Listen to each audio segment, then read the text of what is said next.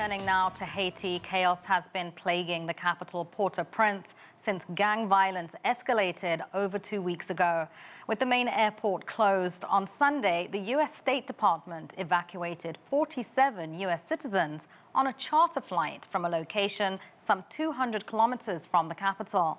The humanitarian crisis in Haiti continues to grow, and the constant violence has given rise to concerns about starvation and the lack of available aid. U.S. State Department spokesperson Vedant Patel highlighted the drastic situation. It is not hyperbole to say that this is one of the most dire humanitarian situations in the world. Gang violence continues to make the security situation in Haiti untenable, and it is a region that demands our attention and action. The State Department is continuing to reach out to American citizens looking to leave Haiti. They hope to charter another flight as soon as it's safe to do so. All right, well, for more now on the unrest in Haiti, I'm joined by Etienne Cote-Paluck, the editor-in-chief of Haiti Magazine and Haiti Weekly. Etienne, thank you so much for joining me on the show. Hi, Poppie. Now, if you would, just paint a picture for us about how this latest round of violence is impacting daily needs like water, food, basic supplies, what the Haitian population is having to go without. It was really hard. It's been 3 weeks, almost 2.5 weeks at least, that the new armed groups attacks have started, and now we see every day that the city is almost closed. There was some shooting this morning in the suburbs again, and no schools are open. Nobody goes to work. Everybody stays home and wait until things cool down to see how it's going to be the next few days. So in the past days, we've seen shortage of water, drinkable water. We're still having bad news from the port, the commercial port that was for part rioted by the gangs themselves. Now they're back in the hands of the authorities, but in the last few days we heard that there was some other incidents there that happened with armed gangs surrounding it. So for now, we're all worried here. The streets are empty.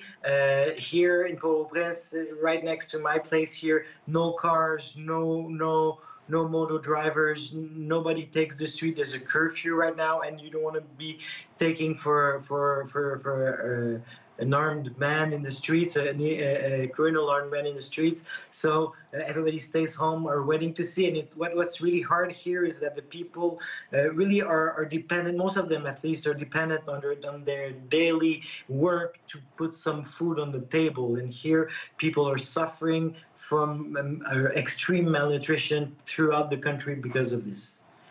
To that point, what is the cash situation like right now? And give us a sense of inflation in the country too. It's been 3 years of really plummeting economy. The inflation is from 20 to 40% for the last 3 years, and it's all because the capital itself is surrounded by criminal groups who are forcing police out of police stations, and now are controlling most of the territory surrounding Port-au-Prince. So the economy is mostly based around Port-au-Prince. It's a geographical center, but it's also the center of the economy here. Everything goes through Port-au-Prince. So nowadays, most of the trucks cannot go by. Most of the merchants cannot go by and sell their goods in Port-au-Prince. So the whole economy has been stopped, and that is why there was so much anger at the prime minister that just announced his resignation, because after almost 3 years in power, he had only one thing to do, is to help reestablish some sense of security in Port-au-Prince, and couldn't do that. Things got worse since he got in power. Now, Etienne, give us a sense of how the ongoing violence and issues in the capital, Port-au-Prince, is stretching beyond the capital into the rest of the country. Yes, the rest of the country is pretty, security-wise, it's pretty secure. Most of the country, there's no gang-related violence, and there's a lot of auto management in different communities that helps keep the security okay. Most of the country, we can walk in the streets without any fear, but the issue is really economically. The economy is getting every year, and the economy is getting worse and worse, and people here are strangled. They can't feed their children, and it's the first time in decades that we have seen so many people with that level of malnutrition in Haiti. Even after the earthquake, we haven't seen something like that, the 2010 earthquake. So here people are really worried of what's going to happen, because we don't see any clear path to resolve this issue. At least for now, there's a political aspect of it that seems to be resolved. There's a sixth member of the Presidential Council that has been named this afternoon, but we'll see how it goes for the next few days. Are they going to have any political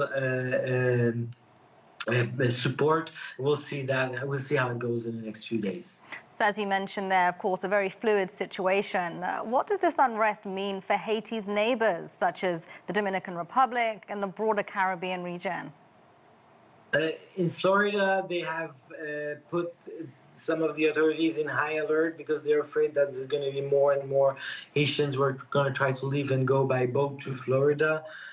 In Dominican Republic, they have closed the airspace and most of the limits between the two countries. They share the same island, so it was difficult in the last few days because with the airspace closed, we couldn't even travel by helicopter. For now, there's some helicopters going in and out, but all the airports of the country were closed for the past 2 weeks, so it was kind of difficult to get in and out.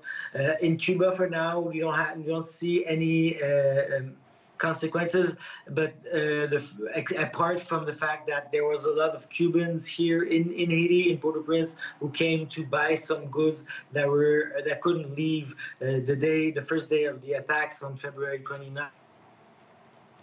And since then, the airport has been mostly closed, so we don't know if they really could leave the country back since then. Etienne Cote-Paluck, thank you so much for joining us. My pleasure.